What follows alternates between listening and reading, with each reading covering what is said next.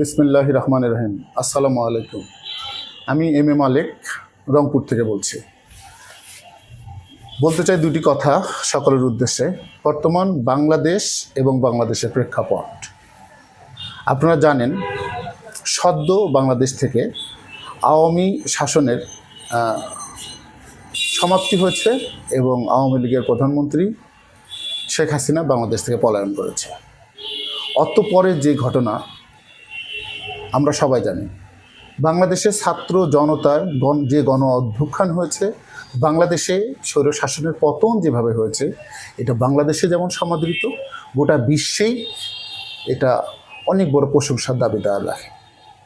কিন্তু পরোক্ষে নিয়ে আমরা কি করলাম?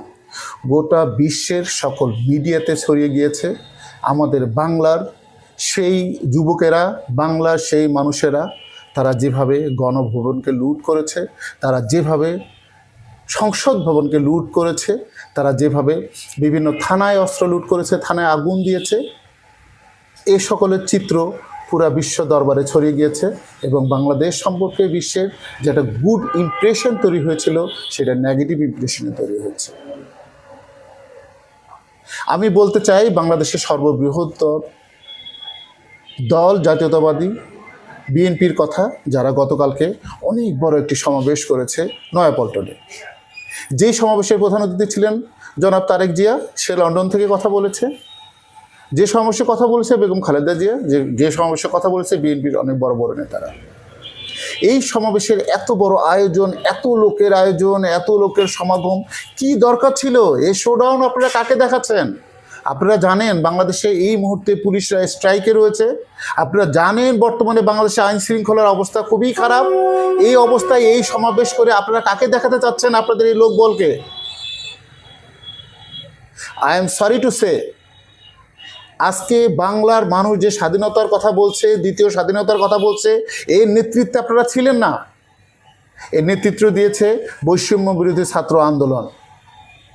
আমরা অস্বীকার করি না এই নেতৃত্বে আপনাদের অবদান নাই, আমরা অস্বীকার করি না এই আন্দোলনে আপনাদের অবদান নাই, জামাতের অবদান নাই, আমরা অস্বীকার করি না। কিন্তু তার মানে এই না যে আপনারা এই নেতৃত্বে ছিলেন, আপনারা যে ভাব দেখাচ্ছেন যে আপনারা এই বাংলাদেশকে স্বৈর শাসনের পতন করে বর্তমান অবস্থার ক্রিয়েশন আপনারাই করেছেন, তা না। আপনারা গতকালকে যে সমাবেশ করেছেন, আমি মনে করি বাংলাদেশের বর্তমান যে আইন শৃঙ্খলার পরিণতি অবস্থা, তাকে আপনারা আরও অবনতির দিকে নিয়ে গিয়েছেন। আজ বাংলাদেশের সকল মানুষের কাছে উদাত্ত অনুরোধ করি যে বাংলাদেশের অবস্থা খুব একটা ভালো নয়। একটি সরকারের জাস্ট পতন হয়েছে, এই বাংলাদেশকে বিনির্মাণ করতে হবে। আপনাকে, আমাকে, আমাদের সবাইকে, সবাই মিলে এই বাংলাদেশকে তৈরি করতে হবে। এই বাংলাদেশের প্রত্যেকটা সম্পদকে রক্ষা করতে হবে, এই বাংলাদেশের প্রত্যেকটি কোণাকে সিকিউর করতে হবে, এই বাংলাদেশকে আমাদের সোনার বাংলাদেশে তৈরি করতে হবে। আমি অনুরোধ করি আওয়ামী লীগের সকল নেতাকর্মীকে, বাংলাদেশ থেকে আওয়ামী লীগের পরাজয় হয়েছে, বাংলাদেশ থেকে আওয়ামী লীগ নির্বাচিত প্রধানমন্ত্রী বাংলাদেশ থেকে পলায়ন করেছে। তার মানে এই নয় শেখ হাসিনা তার সকল নেতা কর্মী সমর্থককে সাথে করে নিয়ে গিয়েছে। আপনারা এই দেশের নাগরিক। এটা পতন, এটা হলো ক্ষমতা এমনই একটা ব্যাপার, ক্ষমতা এমনই একটা ব্যাপার, আসবে যাবে, কিন্তু মানুষগুলো তো রয়ে যাবে। এই বাংলাদেশ আপনাদের। এটা ভাবার কোনো কারণ নেই যে আওয়ামী লীগে যারা সমর্থক ছিলেন, আওয়ামী লীগে যারা কর্মী ছিলেন, তাদের নাগরিকত্ব খারিজ হয়ে গিয়েছে। এটা ভাবার কোনো কারণই নেই। আমি স্মরণ করছি, সম্মান দিয়ে স্মরণ করছি আবু সাঈদের কথা, মুগ্ধর কথা, আরও যেই তরুণ সমাজের যে তরুণরা রাজপথ, যেই তরুণদের রক্তে রঞ্জিত হয়েছে। গতকালকে বিএনপি আপনারা যে সমাবেশ করেছেন, সেই রাজপথের রক্ত এখনো শুকিয়ে যায়নি। সেই রক্তের উপর দিয়ে হেঁটে গিয়ে আপনারা সমাবেশ করেছেন।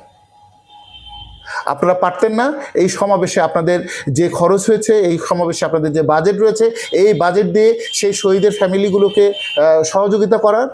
আপনারা পারতেন না এই সমাবেশে যে খরচ হয়েছে, সেই খরচ দিয়ে বাংলাদেশকে বিনির্মাণ করার জন্য সহযোগিতা করার? যাই হোক, সময় হয়েছে শিক্ষা নেন, শিক্ষা নেন, শিক্ষা নেন। পৃথিবীতে সকল ইতিহাস থেকে ক্ষমতা কারো চিরস্থায়ী নয়। রংপুর থেকে আমরা একটি আহ্বান করছি, আমরা অনুরোধ করছি বাংলাদেশের তত্ত্বাবধায়ক সরকারকে যে এই দেশের সরকার আমাদের এই বাংলাদেশকে খুব সুন্দর করে একটি রাজ্যভিত্তিক সরকার করা যায় কিনা। রাজ্যভিত্তিক সরকারের সুবিধা রয়েছে। রাজ্যভিত্তিক সরকারে আমরা আহ্বান করছি, আমরা প্রস্তাব দিচ্ছি যে বাংলাদেশকে ন্যূনতম 4টি ভাগে ভাগ করে এখানে রাজ্যভিত্তিক সরকার প্রতিষ্ঠা করা হোক।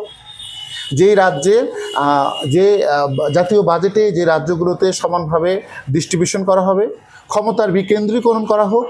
ক্ষমতার বিকেন্দ্রীকরণের মাধ্যমে আমাদের সকল ক্ষমতা ঢাকা ভিত্তিক হবে না, সকল ক্ষমতা রাজধানী ভিত্তিক হবে না, সকল অফিস আদালত রাজধানী ভিত্তিক হবে না।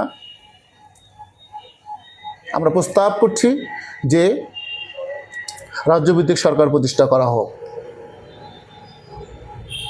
আপনি আমি এদেশের নাগরিক, এদেশ আপনার আমার। আপনি আপনার দল মত নির্বিশেষে দেশকে ভালোবাসুন। আপাতত দলকে প্রাধান্য না দিয়ে, আপনার মতকে প্রাধান্য না দিয়ে দেশকে প্রাধান্য দেন। মনে রাখবেন, যদি দেশ ভালো থাকে আপনি ভালো থাকবেন।